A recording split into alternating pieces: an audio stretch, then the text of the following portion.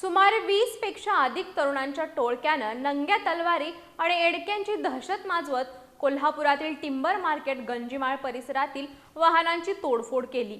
याबरोबरच त्यांनी इथल्या काही घरांवर दगडफेकी केली। यात नागरिकांचं लाखो रुपयांचं नुकसान झालं असून या परिसरातील नागरिक भीतीच्या छायेखाली वावरत आहेत। पोलिसांनी या टोळक्यांचा शोध सुरू केला असून परिसरात पोलीस बंदोबस्त तैनात करण्यात आलाय। गुंडांच्या दोन टोळ्यांमधील संघर्षातून हा प्रकार घडल्याची चर्चा परिसरात सुरू होती।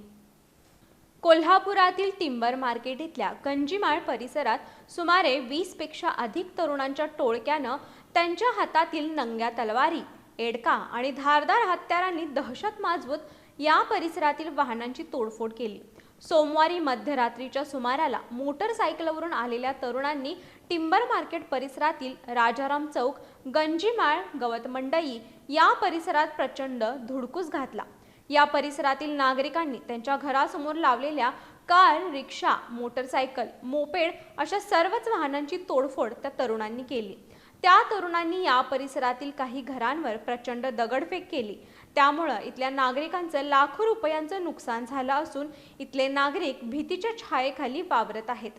वाहनांची तोडफोड झाल्याच्या आणि दगडफेकीच्या आवाजानं या परिसरातील नागरिक घराबाहेर आले। मात्र त्या तरुणांकडील हत्यारं पाहून भीतीनं कोणीही पुढे येऊ शकलं नाही। या प्रकाराची माहिती काही नागरिकांनी पोलिसांना कळवली। त्यानंतर जुना राजवाडा पोलीस ठाण्याचे अधिकारी आणि पोलिसांनी घटनास्थळी धाव घेतली। मात्र तोपर्यंत धुडकूस घालणारं ते तरुणांचं टोळकं पसार झालं होतं। जवाहरनगर आणि सुभाषनगर परिसरातील तरुणांनी हा प्रकार केल्याचं इथल्या काही नागरिकांनी सांगितलं। गुंडांच्या दोन टोळ्यांमधील संघर्षातून हा प्रकार घडला असल्याची चर्चा या परिसरात सुरू होती। पोलिसांनी या टोळक्याचा शोध सुरू केला असून या परिसरात पोलीस बंदोबस्त तैनात करण्यात आलाय।